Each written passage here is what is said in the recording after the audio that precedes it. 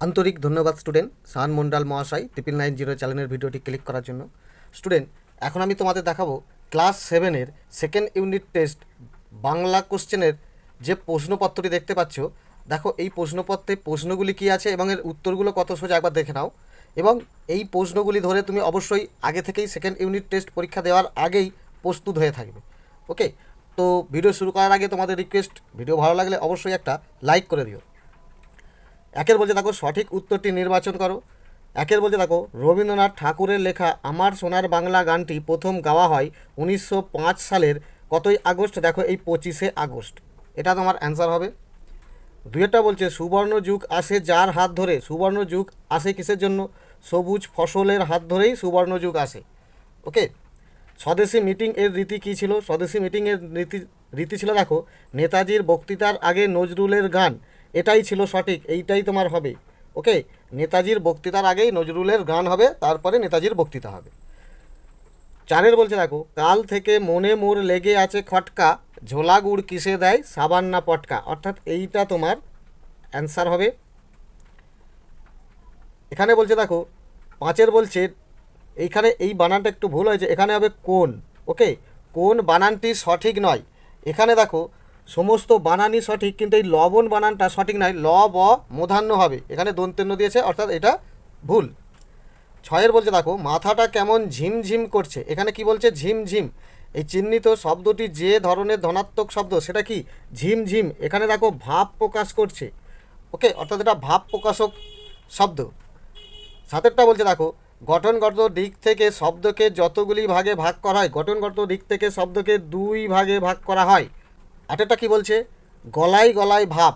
বাক্যটিতে গলায় গলায় শব্দদ্বৈত ব্যবহৃত হয়েছে যে অর্থে। কী অর্থে ব্যবহৃত হয়েছে? দেখো গভীরতা অর্থে ব্যবহার করা হয়েছে, এইটা তোমার অ্যান্সার হবে। নয়েরটা বলছে হরিণ শব্দটি যে ধরনের শব্দ। হরিণ শব্দটা দেখো রূঢ় শব্দ, এই রূঢ় তোমার আন্ডারলাইন হবে। ওকে, দশেরটা বলছে বাচ্চারা দুষ্টুমি করে তার জন্য বকাঝকা করা উচিত নয়। এখানে বলছে বকাঝকা যে ধরনের শব্দদ্বৈত, এটা কোন ধরনের? প্রায় সমার্থক শব্দদ্বৈত নয়, বিপরীত অর্থ বহন করছে এরকম কোনো শব্দদ্বৈত নয়। এখানে বলছে দেখো ধ্বনি প্রকাশক শব্দদ্বৈত, এটাও কিন্তু নয়। সেই কারণে তোমার এই গয়েরটাই হবে অনুষঙ্গ নিষ্পন্ন শব্দদ্বৈত। এরপর 11 দাগের কি বলছে? সঠিক বানানটি হলো, এখানের মধ্যে দেখো সঠিক বানান হচ্ছে এই ঈষৎ বানানটি হচ্ছে সঠিক। নিচের যে বিবৃতিটি সঠিক সেটি কোনটি? দেখো ক খ গ ঘ দিয়েছে। রি, র, এটকাংশ, এই তিন বর্ণের পরের শব্দের ধ্বনি দন্তেন্য ধ্বনি মূর্ধন্য হয়, এইটাই সঠিক। ওকে, যার কারণে কয়েকটাই তোমার হবে মূর্ধন্য ধ্বনি দন্তেন্য হয় না, তাহলে এইটা যখন ভুল দুটোই তখন সত্য হবে না বা দুটোই মিথ্যা হবে না, সেই কারণে তোমার এই কয়েকটাই তোমার অ্যান্সার হয়ে যাবে। ক্লিয়ার? এরপরে দেখো 2 নম্বর মানের 2-এর দাগে যে কোশ্চেনগুলো দিয়েছে প্রত্যেকটা দেখো 1 নম্বর মানের। কী কোশ্চেন দিয়েছে? দেখতে পাচ্ছি একটা সোনালি রঙের পাহাড়, সোনালি রঙের পাহাড়টির নাম কি? এখানে তুমি বুঝতেই পারছো এটা মেঘচোর গল্প থেকে নেওয়া হয়েছে। এইটা পাহাড়টার নাম হচ্ছে মাউন্ট চেম্বারলি। ওকে, মাউন্ট চেম্বারলি লিন, ঠিক আছে, মাউন্ট চেম্বারলিন। ওকে, এরপরে বলছে দেখো রবীন্দ্রনাথ কোন নদীর উপর দিয়ে বোটে করে ভেসে চলেছেন? এটা হবে দেখো আত্রাই নদী। ওকে, আত্রাই নদী, আত্রাই নদীর ওপর দিয়ে ভেসে চলেছেন। তিনেরটা বলছে কোথায় সন্ধ্যাবেলা জনমত গড়ে ওঠে? দেখো বুড়ো বটতলায়, বুড়ো বটতলায়। ওকে, বুড়ো বটতলায় জনমত গড়ে ওঠে। এরপরে কি বলছে দেখো মনোহর হম্মরূপে, মনোহর হর্ম কথাটির অর্থ কী? এই কথাটির অর্থ হচ্ছে দেখো সুন্দর অট্টালিকা, সুন্দর অট্টালিকা। ক্লিয়ার? পাঁচেরটা বলছে বর্ষায় আজ বিদ্রোহ বুঝি করে। এখানে কার বিদ্রোহের কথা বলা হয়েছে? দেখো এখানে হচ্ছে মজা নদী, মজা নদী। ওকে, মজা নদী বিদ্রোহ করে। ক্লিয়ার? নোট বই কী ধরনের লেখাতে ভরা? নোট বই দেখো কিলবিল লেখাতে ভরা, কিলবিল, কিলবিল লেখাতে ভরা।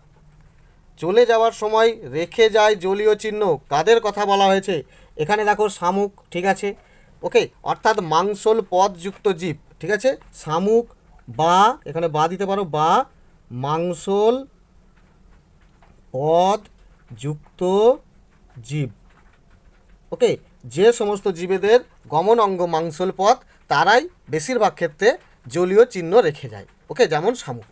ক্লিয়ার? আটেরটা বলছে দেখো, তত্ত্ববোধিনী পত্রিকায় ভারতবর্ষের জাতীয় সঙ্গীতটির কোন পরিচয় দেওয়া হয়েছিল? কোন? এটা হচ্ছে ব্রহ্ম সঙ্গীত। কি? বৈরপালা হয়ময় ব্রহ্ম সঙ্গীত। ঠিক আছে, ব্রহ্ম সঙ্গীত। ওকে, বুঝতে পারলে? এরপরে দেখো নয়েরটা বলছে, কত টাকার জন্য ঘড়িওয়ালার নামে হুলিয়া বেরিয়েছিল? কত টাকা? 5,000 টাকা। ঠিক আছে, 5,000 টাকা। যেহেতু মাকুর যে মেশিনটা তৈরি হয়েছে সেটি 5,000 টাকা দাম বলে। ক্লিয়ার? দশেরটা কি বলছে, সোনাটিয়া পোষা খরগোশগুলি কি, এখানে নামে হবে না, কি নাম দিতে চেয়েছিল? কি নাম দিতে চেয়েছিল? গঙ্গা ও যমুনা।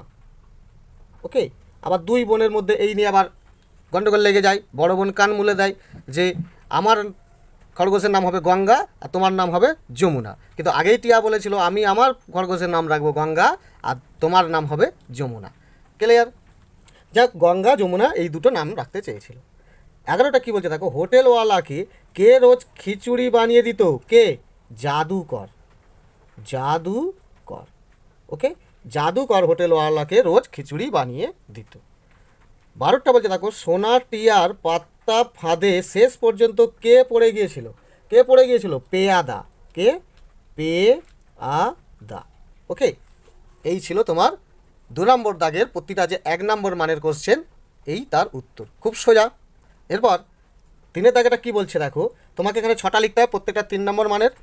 কি বলছে দেখো, আষাঢ় মাসের বর্ষাকে কলকাতা শহরে মানায় না। এই লাইনটা কোথায় আছে? ভানু সিংহের পর্তাবলী। ওকে, তো লেখকের এমন মন্তব্যের কারণ কি? দেখো, কবি রবীন্দ্রনাথ ঠাকুর তিনি কি করতেন? বোলপুরে থাকতেন, আর সেখানে দীপুদার সঙ্গে থাকতেন, এবং সেই বোলপুরে আষাঢ় মাসে বর্ষাকালে তিনি সুন্দর মনোরম দৃশ্যটা দেখতেন, প্রকৃতির দৃশ্য দেখতেন এবং বর্ষামঙ্গল গান রচনা করতেন। কিন্তু কলকাতা শহরে চারিদিকে অট্টালিকা, রাস্তাঘাট দিয়ে ঘেরা। এখানে বর্ষাকালে বৃষ্টি হলে ঠিক শান্তিনিকেতনের মতো ওই রকম মনোরম অপরূপ প্রকৃতির সৌন্দর্য দেখতে পান না। তাই এখানে তিনি সুন্দরভাবে বর্ষামঙ্গল গান রচনাও করতে পারেন না। আর দীপুদা কী করেছিলেন, একবার ডাক্তার দেখাবে বলে দাঁতের যন্ত্রণা হয়েছিল, সেই দাঁতের যন্ত্রণা ডাক্তার দেখানোর জন্য কলকাতায় কদিনের জন্য এসেছিলেন। অর্থাৎ দীপুদাকে যেমন কলকাতায় মানায়নি, সেরকম বর্ষাকালকেও, আচ্ছা আষাঢ় মাসের বর্ষাকেও কলকাতায় মানায় না, এই কারণেই তিনি এই উক্তিটা করেছিলেন। ওকে, তো এটা দেখো 83 পাতায় দেখো 14 দাগের উত্তরটি। ঠিক আছে, 14 দাগে যে প্রশ্নটি আছে তার উত্তরটি আশা করি করেছো। দেখো দেখো ভানু সিংহের পত্রাবলী 83 পাতায় এই 14 দাগের কোশ্চেনটা পড়েছিল। দেখো, আষাঢ় মাসের বর্ষাকে কলকাতা শহরে মানায় না, কবির এ জাতীয় মন্তব্যের কারণ কি? তো এই উত্তরটা ভালো করে মুখস্থ করলেই এই প্রশ্নটা তৈরি হয়ে যাবে। তো আমি তোমাকে বলবো এখানের প্রত্যেকটা প্রশ্নই তুমি অবশ্যই মুখস্থ করে নেবে, যাতে তোমাদের দ্বিতীয় ইউনিট পরীক্ষা আগে থেকে অনেকটা প্রস্তুতি নিয়ে রাখবে। তো ভানু সিংহের পত্রাবলী কিছু কিছু স্কুলে হয়তো 3rd ইউনিট টেস্ট পরীক্ষায় নেবে, তো তাদেরকেও আমি বলবো এটা মুখস্থ করে রাখতে পারো। আর যাদের তো 2nd ইউনিট টেস্টের পরীক্ষায় এই গল্পটি নেবে, তো তাদের এই কোশ্চেনগুলো অবশ্যই ইম্পর্টেন্ট। ওকে, এরপরে দেখো 3-2 কি বলছে, ওরা ভেবেছিল মনে। কাদের কথা বলা হয়েছে? কাদের কথা? যারা সাম্রাজ্যলোভী, স্বার্থপর, নিজের শাসনের মাধ্যম দিয়ে, ক্ষমতার মাধ্যম দিয়ে সমস্ত মানুষের কাছে অমর হতে চেয়েছিলেন, অর্থাৎ যারা শক্তিশালী শ্রেণীর মানুষ, নিষ্ঠুর শ্রেণীর মানুষ, তাদের কথা বলা হয়েছে। ওকে, তারা কী ভেবেছিল?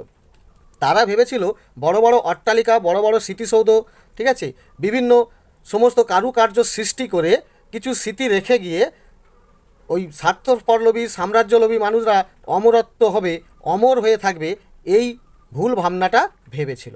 কিন্তু জানে না, যারা মানুষের হৃদয়ে আশ্রয় করে নিয়েছে, স্থান করে নিয়েছে, সে গরিব হোক, দুঃখী হোক, কিন্তু মানুষের মঙ্গল কাজ করে মানুষের মনে স্থান পেয়ে গেছে, তারাই অমর হয়ে থাকবে, তারাই সমস্ত মানুষের কাছে পূজিত হয়ে থাকবে, এটা তারা জানে না। তারা ভেবেছিল তাদের শক্তি দিয়ে, তাদের বিভিন্ন স্মৃতিসৌধ বা তাদের কোনো অট্টালিকা গড়ে তারা মানুষের কাছে অমর হয়ে থাকবে, এইটা তারা ভেবেছিল।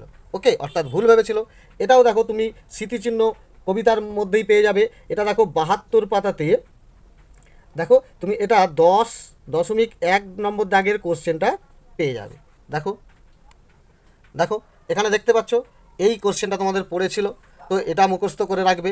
তো এইখানে যে 8টি প্রশ্ন আছে এর প্রত্যেকটাই তুমি মুখস্থ করে রাখবে। ওকে, এই কোশ্চেনগুলোকে অবশ্যই অবজ্ঞা করবে না, মুখস্থ করে রাখবে, তোমাদের পরীক্ষায় কমন আসবেই। ক্লিয়ার?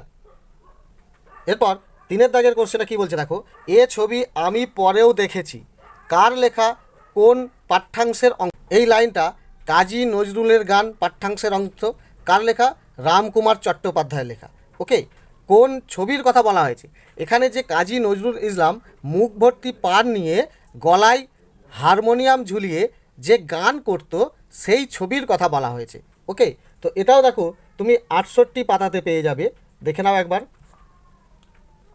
দেখো এখানে দেখতে পাচ্ছ এই ছবি আমি পরেও দেখেছি। ওকে, কি এই যে মুখ ভর্তি পান নিয়ে গলায় বাঁধা হারমোনিয়াম নিয়ে বাজাতে বাজাতে কাজী নজরুল ইসলাম গান গাইতেন, এই ছবিটা তিনি দেখেছেন আর এই ছবির কথা বলা হচ্ছে। ওকে, এরপরে দেখো 4টা বলছে এই বেলা প্রশ্নটা লিখে রাখি গুছিয়ে, নোট বই থেকে নেওয়া। ঠিক আছে, কোন কবিতার অংশ? নোট বই কবিতার অংশ। কার লেখা? সুকুমার রায়ের লেখা। কোন প্রশ্নের উত্তর কবির কাছ থেকে জেনে নেবে? কার কাছ থেকে জেনে নেবে? কোন প্রশ্নটা? ঝোলা গুড় কিসে দেয়, সাবান না পটকাই? এই প্রশ্নর উত্তর আবার কার কাছে জেনে নেবে? মেজদাকে খুঁচিয়ে জেনে নেবে। ওকে, অর্থাৎ মেজদার কাছ থেকে জেনে নেবে। এরপরে দেখো 5 নম্বর দাগের কোশ্চেনটা কী বলছে, সাদে এর নাম হয়েছে স্বর্গের সরুয়া, স্বর্গের সরুয়া নামটি কার দেওয়া? দেখো স্বর্গের সরুয়া নাম দুজন ব্যক্তি দিয়েছে, একটা হচ্ছে রোগা লোকেরা দিয়েছে, রোগা মানুষ। ওকে, রোগা মানুষরা দিয়েছে যারা হোটেলওয়ালার কাছে খেতে এসেছিলো। আর একবার দেখো এই কথাটাকে জাদুকরও দিয়েছিল, জাদুকর। ঠিক আছে, তাহলে স্বর্গের সরুয়া নামটি কার দেওয়া? স্বর্গের সরুয়া নামটি এখানে যে লাইনটা দিয়েছে এই লাইন অনুসারে রোগা মানুষরা এই নামটা দিয়েছিল। ওকে, তো এমন নামকরণের কারণ কি? তো নামকরণের কারণ কি, অর্থাৎ এই যে সরুয়া, সরুয়া যে রান্না করা হতো, তো কিভাবে রান্না করা হতো হোটেলওয়ালা সব দেখাবে, কিন্তু শেষে কি মশলা দেবে সেটা কিন্তু কাউকে দেখাবে না। এবং এই সরুয়ার স্বাদ এতই সুন্দর হতো যে সেই সুন্দর স্বাদের জন্য ওই সরুয়াকে স্বর্গের সরুয়ার নামকরণ করা হয়েছিল। আর তোমরা তো জানোই এই সরুয়া কিভাবে রান্না হতো, সমস্ত রান্নার পরে একবার ওই গোপ খুলে পড়ে গিয়েছিল। ঠিক আছে, সেই থেকেই সরুয়ার স্বাদ খুব সুন্দর হয়েছিল, সেই থেকেই নামকরণ হয়েছিল স্বর্গের সরুয়া। ক্লিয়ার? তো এই তত্ত্ব তোমাকে তুলে দিতে হবে। 6টা বলছে ও যে কলের মা, এই কথাটা কে বলেছিল? এই কথাটি কেন বলেছিল? কথাটি তাহলে বলেছিল কে? টিয়া। ওকে, অর্থাৎ ছোট বোন টিয়া বলেছিল, সোনার বোন টিয়া। তো কেন সে বলেছিল? কারণ দেখো হোটেলওয়ালা যখন প্রচুর পরিশ্রম করে বিরক্ত হয়ে যাচ্ছে, যখন কোনো লোক পায়নি, একাকেই কী করতে হচ্ছে, সমস্ত রান্না করতে হচ্ছে, সে বিরক্ত হয়ে যাওয়ার ফলে সেই ঘটনাটা সে বিরক্তির মাধ্যমে প্রকাশ করেছিল। তখন মাকু কি করেছিল, মাকু উনুনে 2টো চেলা কাঠ ঠেলে দিয়ে আর একাই ওই বড় কড়াটাকে উনুনের ওপর চাপিয়ে দিয়েছিল। এই দৃশ্যটা দেখে হোটেলওয়ালা বলেছিল যে ও মানুষ, তোমার তো গায়ে মোষের জোর, 5টা মোষের জোর, তুমি একাই এত কাজ করো, তাহলে কেন এত গাফিলতি করো? ওকে, এই কথাটা বলেছিল কারণ হোটেলওয়ালা এই মাকুকে জানতো না যে একটা যন্ত্রের তৈরি। সেই জন্য যখন হোটেলওয়ালা এই কথা বলেছিল তখন টিয়া সৎ মনে বলে দিতে চেয়েছিল যে ওর তো যন্ত্রপাতি অর্থাৎ কলের মানুষ, কিন্তু তখনই সোনা মুখটা চেপে ধরে, ওই জন্যে মানুষ আর উচ্চারণ হয়নি, মা উচ্চারণ হয়েছে। ওকে, তাহলে কোন ঘটনা দেখে বোঝা গেল, অর্থাৎ মাকু একাই উনুন জেলে জাল দিয়ে অত বড় কড়াটা যখন উনুনে চাপিয়ে দিয়েছিল, তখন হোটেলওয়ালা দেখলো যে একাই 5টা মোষের মতো ক্ষমতা ধরতে পারে, অথচ সে কেন এত তাহলে কাজে অবহেলা করে। তাহলে এই দৃশ্যটা দেখে যখন বলেছিল তখন টিয়া সদমনে এই কথাটি বলে ফেলেছিল। ক্লিয়ার? তাহলে খুবই সোজা। 4টা কি বলছে দেখো, তোমার ভালো লাগা একটি গ্রামের বর্ণনা দিয়ে বন্ধুকে চিঠি। চিঠি লেখা তো তুমি নিশ্চয়ই সব জানো। এখানে তোমার ডান দিকে কী করবে, নিজের ঠিকানা দেবে। ওকে, তারপরে ধরো এদিকে বন্ধুকে সম্বোধন দিলে, দিয়ে কমা দেবে, দেওয়ার পরে তুমি একটা গ্রামের সমস্ত তোমার কি ভালো লেগেছে সমস্ত তথ্য লিখে দেবে, দিয়ে এরকম ডান দিকে ইতি লিখে দিচ্ছ, তোমার সই, এখানে সই করে দেবে, নাম লিখে দেবে। আর এই দিকে কী করবে, এইদিকে তুমি বন্ধুর ঠিকানা দিয়ে দেবে, বন্ধুর ঠিকানা। ক্লিয়ার? তাহলে এই চিঠির ছক আর এই যে বডিটা তোমার এই তথ্য নিয়ে লিখে দেবে যে একটা গ্রাম, এই গ্রাম, এই সুন্দর, এই গাছ ভালো ছিল, এই প্রকৃতির সুন্দর, এখানে রাস্তাঘাট খুব ভালো, ঘরবাড়ি ভালো, মানুষজন ভালো, সব কিছু ভালো ভালো বর্ণনা করে বন্ধুকে একটা চিঠি লিখে দেবে, ব্যাস। এরপরে দেখো 5 দাগের যে কোশ্চেনটা এক কথায় প্রকাশ করতে বলেছে, ইন্দ্রের হস্তি। ইন্দ্রের হস্তিকে কি বলে? ঐরাবত। কি বলে? ঐরাবত। তাহলে সোজা আর সুধা ধবলিত গৃহ মানে সাদা পাথরের ঘর যাকে বলা হয় তাকে কি বলা হয়? সৌধ। ব্যাস, এই তত্ত্ব তুলে দিলেই তোমার উত্তর হয়ে যাবে। ওকে, তো আশা করি এই প্রশ্ন থেকে তুমি বুঝতে পারছো বাংলা কতটাই সোজা। তবে অবশ্যই প্রত্যেকটা লাইন কোথা থেকে নিয়েছে, কোন গল্প থেকে নিয়েছে, কোন কবিতা থেকে নিয়েছে এবং পারফেক্ট পয়েন্টটা তোমাকে বুঝতে হবে, তাহলেই এর উত্তরটা তোমার কাছে সোজা মনে হবে। আর যদি এই লাইনটা কোথা থেকে নিয়েছে, কীভাবে তুলেছে, যদি না বা কোন গল্প থেকে কোন কবিতা থেকে নিচ্ছে যদি না ধরতে পারো, তাহলে তার উত্তর দিতে পারবে না। ওকে, বাংলা মানেই সোজা, এই কল্পনাটা একদম ছেড়ে দিয়ে ভালো করে প্রস্তুতি নাও, পুরো নম্বর তুলতে হবে। ওকে, ধন্যবাদ।